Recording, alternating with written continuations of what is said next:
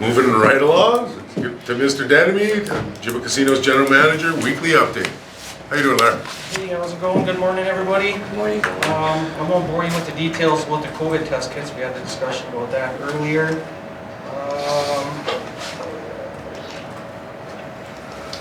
I also reported last week that the Marquette County was impacted by the COVID cases. In order to keep the county process moving forward and encourage other employees to help during the crisis, the additional pay benefit for those who did is being offered. Prior to that being offered, we had a difficult time getting others to help and to ensure that the critical cash flow process continued.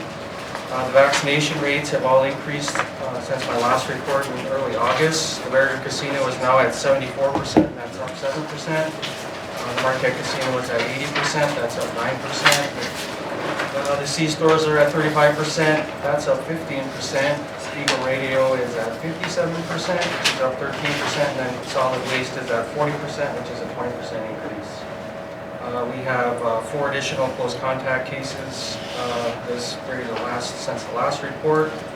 One is at the Barrier Casino and the other 3 are at Marquette Casino.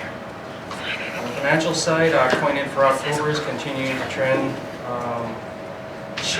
that I had shared in the last report. I have also the fiscal year 21 year-end results by quarter attached. The summary of Barrier's coin-in results put us at just over $34.5 million ahead of budget and nearly $3.8 million ahead of budget of budgeted win.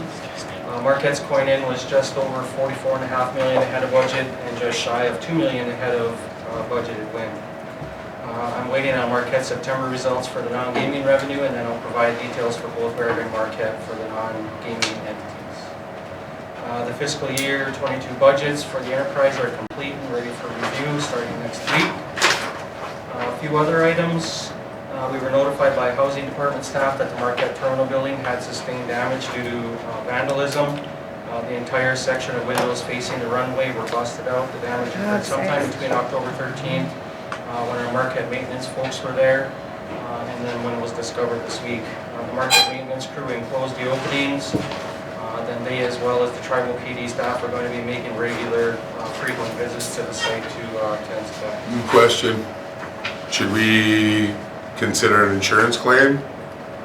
Is there that much damage? I talked to... The windows are going to be pretty expensive, so my thought is replace them and then board them up if we do something like that. Or just board it up? $10,000 deductible is what we have, so we'd have to get some estimates. An adjuster or somebody who knows windows. I know a guy who knows windows, so I mean we can bring him in and see what the value of that damage is and if it's viable to make an insurance claim, and then prior to replacing them, board them up. You know, take the money and then, you know, use minimal expenses to board it up, and then when the time comes we can use that funding for replacement. I'm not sure if you have to. Well, we can look at that and find out for sure. Because there was a lot of damage to that back vestibule years ago, and you know, the first time I seen it, it wasn't damaged, and then every time you go back there, there's more damage, and there's a little skate park that the kids made, and it's a mess. So I mean, if there's enough damage, if there's more than 10,000, it would make sense to do a claim. Yeah, I'll get Jeremy to work on that.